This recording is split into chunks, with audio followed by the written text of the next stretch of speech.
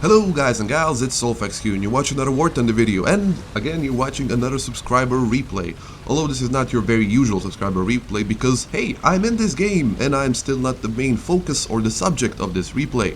How is that possible, you ask? Well, this is me playing with a guy called Theo Storm, which I've already featured on my channel, and since I've featured him on my channel, we've been playing, squatting up and doing various challenges and just messing around quite a lot, and this is one of those games that we played.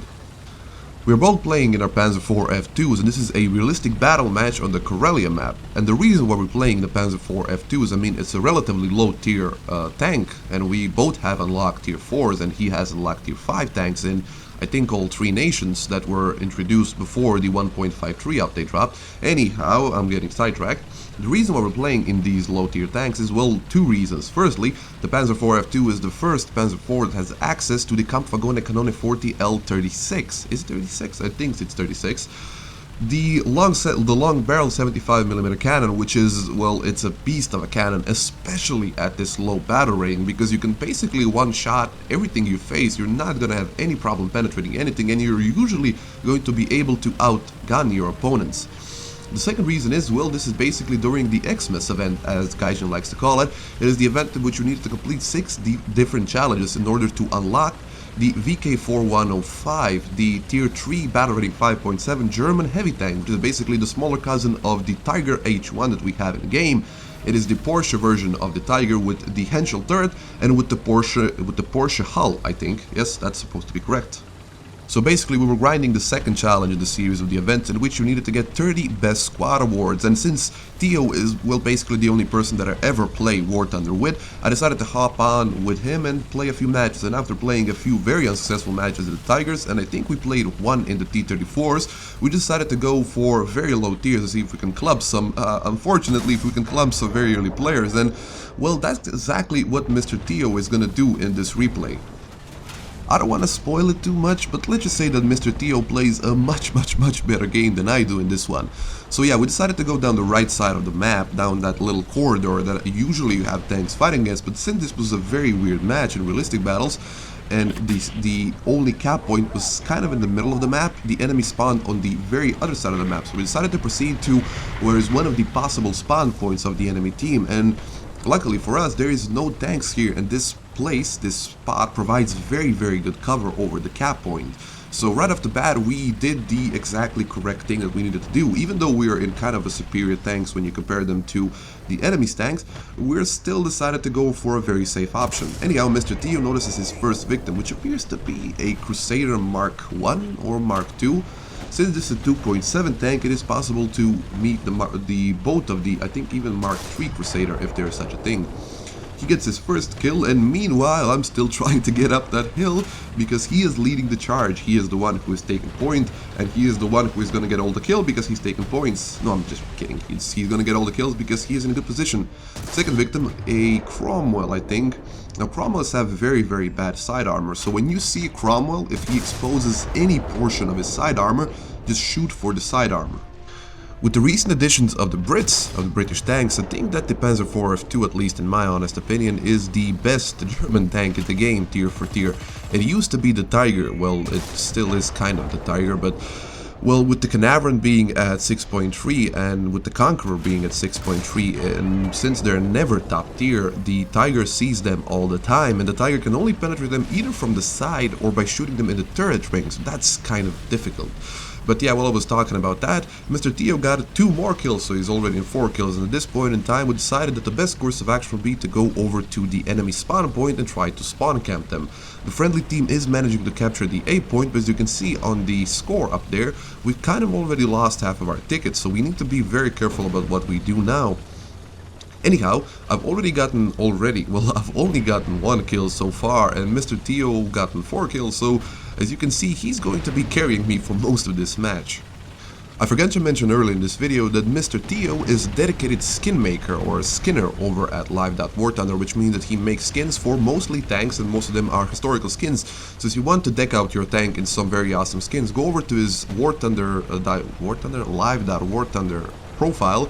The link is gonna be in the description and most likely on the screen if I can pull it off. I don't know how it works, but I think I'll be able to pull it off. Anyhow, we've stopped. Why did we stop? We wanted to go for the spawn first, for the enemy spawn, and try to spawn camp them, but we noticed that our spawn point is being capped, and it's at this point in the video that I think to myself, we're probably gonna lose this match.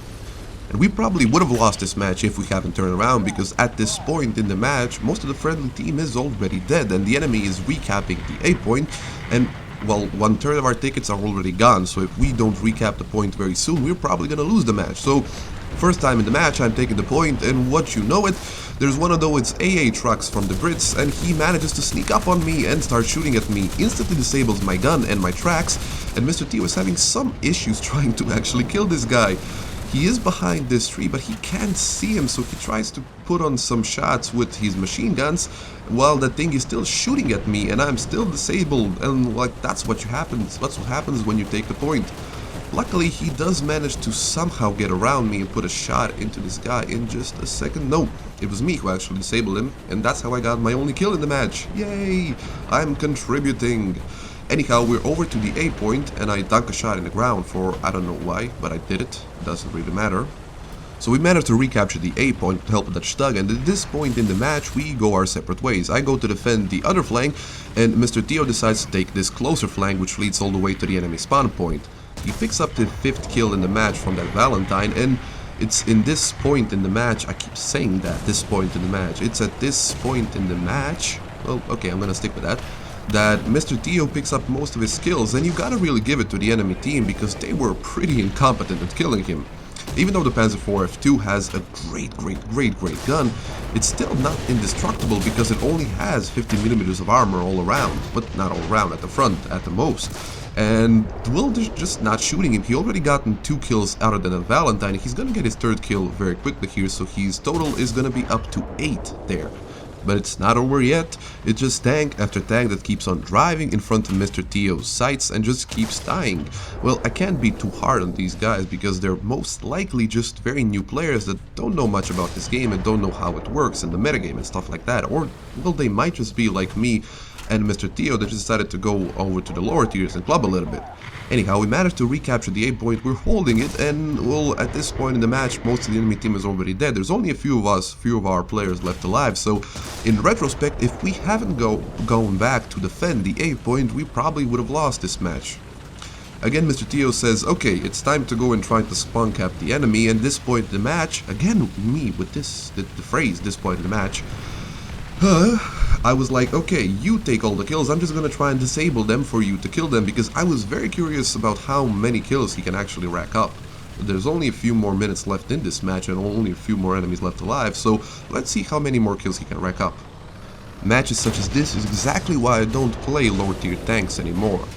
It's just not fair. The difference in knowledge and skill between the newer players and the more experienced players is just so vast that one good player in a tank such as the Pzkpfwg IV F2 can literally win the game by himself, just like Mr. Tio did here.